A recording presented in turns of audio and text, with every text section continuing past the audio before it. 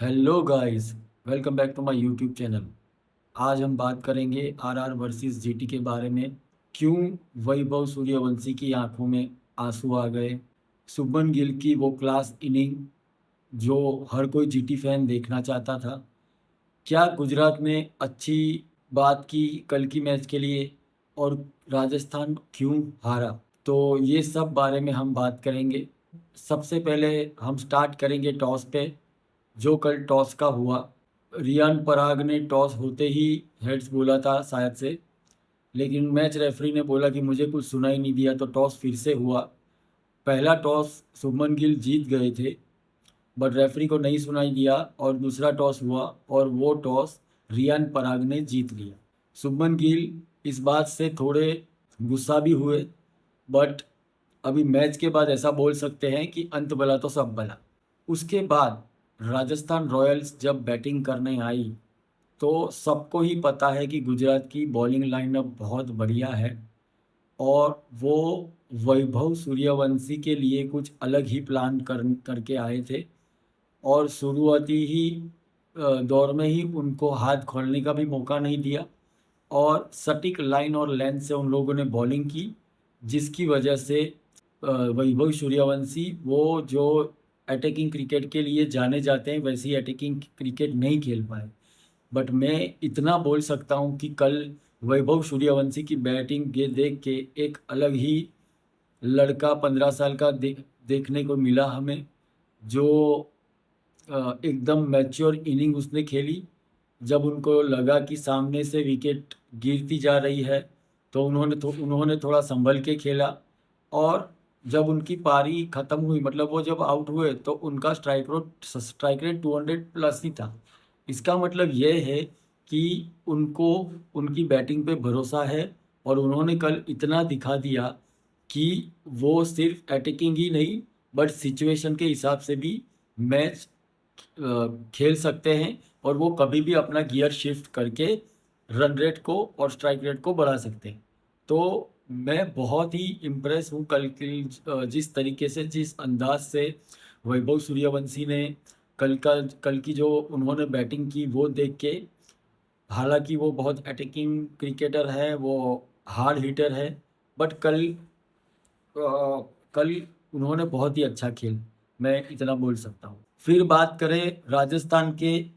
राजस्थान कल ऐसा था कि एक वैभव सूर्यवंशी और बाकी के 10 प्लेयर, एक जडेजा को छोड़ दो तो समझो 9 प्लेयर एक तरफ खेल रहे थे। किसी ने भी सेंसिबल क्रिकेट खेलने का नज़ारा नहीं दिया, और ऐसा भी नहीं हुआ कि वैभव सूर्यवंशी को थोड़ा साथ दे, कोई एंकर करे और वैभव को अच्छे से खेलने दे। क्योंकि स्टार्टिंग में जायसवाल बहुत जल्दी आउट हो गए, जीरो पे ही सिराज ने उनकी विकेट ली। उसके बाद ध्रुव जुरैल भी जल्दी आउट हो गए। राजस्थान की बैटिंग लाइनअप, मैंने बहुत पहले एक वीडियो में बोला था कि उनका भी बैटिंग लाइनअप जीटी जैसा टॉप 3 अगर अच्छा करते हैं तो ही वो थ्रू करते हैं। हालांकि मुंबई के सामने पहले 2 आउट हो गए थे, लेकिन ध्रुव जुरैल खेले थे, तो उनका भी टॉप 3 वाला था और जीटी का भी टॉप 3 वाला था। बट दोनों टीम में अंतर ज़्यादा ये था कि जीटी के पास बॉलिंग बहुत स्ट्रांग है कंपेयर टू राजस्थान रॉयल्स। तो कल जीटी ने अच्छे प्लान के साथ अच्छा प्लान किया, और प्लान को एग्जीक्यूट भी बहुत बढ़िया किया। अगर देखने जाए तो स्पेशली वैभव सूर्यवंशी के सामने, और उसी की बदौलत जो स्कोर पंजाब के सामने, मतलब और टीम के, अगर कोई दूसरी टीम होती तो पक्का राजस्थान रॉयल्स 250 के पार जाती। बट बिकॉज ऑफ गुजरात की बॉलिंग, वो लोग उनको 214 तक ही राजस्थान रॉयल्स को जाने दिया, और वहाँ पे ही सीमित कर दिया। तो ये एक ज़बरदस्त बात थी। और वो भी लास्ट ओवर रशीद खान का, जिसमें 27 रन फरेरा ने मारे, इसलिए। अदरवाइज 200 तक भी राजस्थान नहीं पहुंचती, जब 171 पे वैभव सूर्यवंशी आउट हुए। और जब 214 का लक्ष्य चेस करने का आया, तो frankly speaking I am little bit GT supporter, but मुझे लगा कि जीटी 215 रन चेज नहीं कर पाएगी, बिकॉज ऑफ उनका रिकॉर्ड। उन्होंने 4 बार बिलो 200 चेजिंग में चेस किए, लेकिन अब वो 200 एक भी मैच चेस करते हुए नहीं जीते थे बिफोर यस्टरडेज गेम। तो उस हिसाब से मुझे लगा कि शायद गुजरात टाइटंस ये चेस नहीं कर पाएगी और राजस्थान रॉयल्स फाइनल में जाएगी। बट जब मैच चालू हुआ और पहली गेंद पे जो साई सुदर्शन ने ऑफसाइड में जो शॉट मारा और वो पहला चौका लगा, तब मुझे थोड़ा लगा कि गुजरात अच्छा स्टार्ट देगी और कम से कम फाइट तो करेगी। बट उसके बाद प्रिंस, शुभमन गिल, जिस तरीके से उन्होंने बैटिंग की और bat captain leading from the front उन्होंने दिखाया, और जिस अंदाज में वो क्रिकेट खेले, तो 214 215 रन जो करने थे उनको, वो एक आसान सा टारगेट रखा। मतलब 161 167 पे पहली विकेट गुजरात की गिरी, वो भी बॉलर ने नहीं ली, साई सुदर्शन ने दी कि भाई ले जा। मतलब 77 बॉल में गुजरात टाइटंस ने 167 रन्स मारे थे। स्टार्टिंग में हालांकि साई सुदर्शन शुभमन गिल से तेज खेलते थे, बट जब शुभमन गिल ने अपना गियर चेंज किया और उसके बाद जो उन्होंने खेला, वो कल उनकी बैटिंग देखने में बहुत ही मज़ा आई, क्योंकि सब क्रिकेटिंग शॉट्स थे। उनकी काबिलियत है, वो एक क्रिकेटिंग शॉट्स है, और रनिंग बिटवीन द विकेट्स उन लोगों की बहुत अच्छी है, और वो डॉट बॉल्स भी बहुत कम खेलते हैं। तो हमें ऐसा लगता है कि गुजरात की टीम बैटिंग में थकेली है, वो लोग बहुत धीमा खेलती है, ये वो। बट कल अगर आप देखिए तो कब 100 रन हुए और कब 150 रन पे वो लोग चले गए पता ही नहीं चला। उतनी बिना रिस्क के क्रिकेट खेली। आर्चर की पहली ओवर में ही 19 रन, मतलब पहली ही ओवर्स में उनको मोमेंटम मिल गया, और उसके बाद शुभमन गिल और साई सुदर्शन ने पीछे मुड़ के नहीं देखा। और मल्लमपुर वैसे भी शुभमन गिल का होम ग्राउंड है, तो उनको वो ग्राउंड की समझ ज़्यादा है, और उसी हिसाब से उन्होंने कल की बारी खेली, और गुजरात टाइटंस 7 विकेट जीत के फाइनल में, मतलब खुद के होम ग्राउंड पे अब फाइनल खेलेगी। सो मैं अभी से बोल देता हूँ कि फाइनल आरसीबी के लिए इट इज़ नॉट इजी, क्योंकि गुजरात का रिकॉर्ड अहमदाबाद में बहुत अच्छा है।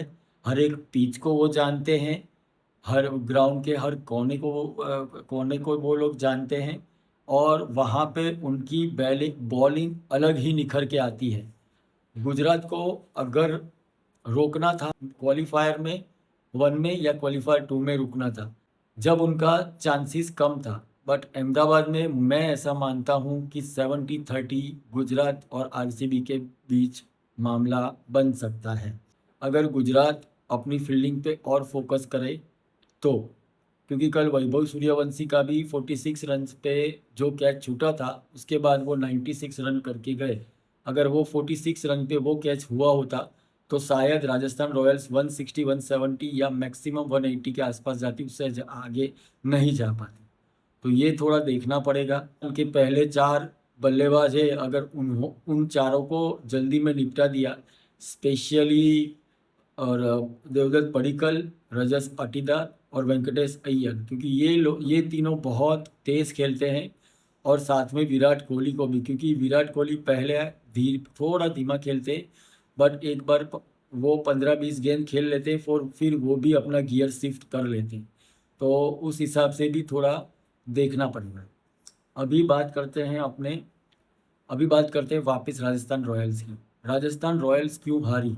राजस्थान रॉयल्स हारने का मेन कारण था उनका बैटिंग।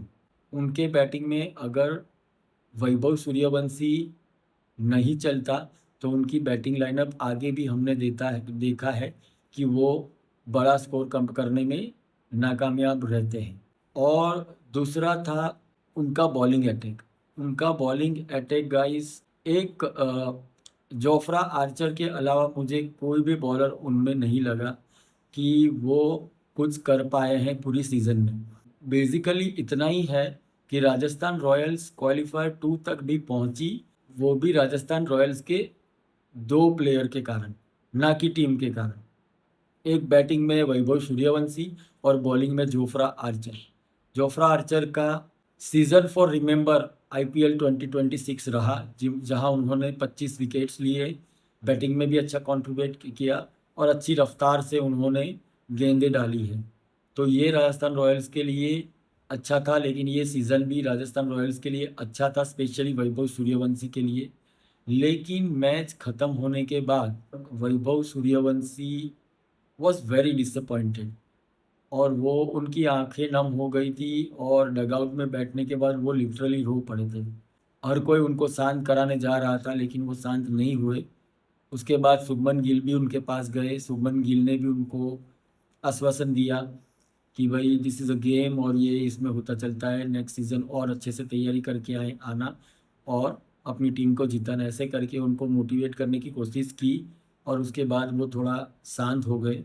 क्यों ये हुआ? क्योंकि वैभव सूर्यवंशी का लास्ट इंटरव्यू मैंने देखा था, और उनको पूछा गया था कि आपने आपकी सेंचुरी मिस कर दी, और वैभव सूर्यवंशी का एक खूबसूरत सा आंसर था कि सेंचुरी तो होती रहेगी, मेरा काम है मेरी टीम को जीत दिलाना। मेरी टीम जीत जाती है तो अगर मेरी सेंचुरी भी नहीं होती है तो भी चलेगा। तो ये दर्शाता है कि ये जो बैट्समैन है, जो ये 15 साल का लड़का कितना मैच्योर है, और कितना अपनी टीम के बारे में सोचता है, ना कि अपने शतक के बारे में, अपने पर्सनल गोल्स के बारे में। तो ये बहुत अच्छी चीज़ है इंडियन टीम्स के लिए कि ऐसे प्लेयर्स हमें मिल रहे हैं। और मुझे थोड़ा शुभमन गिल के लिए भी बात करना था। शुभमन गिल को वर्ल्ड कप से जस्ट पहले ही वो वाइस कैप्टन थे और उनको निकाला था। लेकिन इस सीज़न से जिस अंदाज में उन्होंने बैटिंग की है, उन्होंने सिलेक्टरों को सोचने पे मजबूर किया है कि ये बैट्समैन को अगर लेना है तो कौन सी पोजीशन भी खिला सकते हैं। उस तरीके की उन्होंने बैटिंग की है। ये सीज़न भी शुभमन गिल के लिए ट्रांसफॉर्मेशन वाला रहा, क्योंकि वो जब 140-150 के स्ट्राइक रेट से लास्ट सीज़न तक खेलते थे, इस सीज़न उन्होंने 160, मतलब कल यस्टरडे क्वालिफाइड टू में तो उन्होंने 196 के स्ट्राइक रेट से खेला। तो ये दर्शाता है कि वो अपना गियर कभी भी चेंज कर सकते हैं, वो अटैकिंग क्रिकेट भी खेल सकते हैं, सिचुएशन को ध्यान में रख के भी खेल सकते हैं।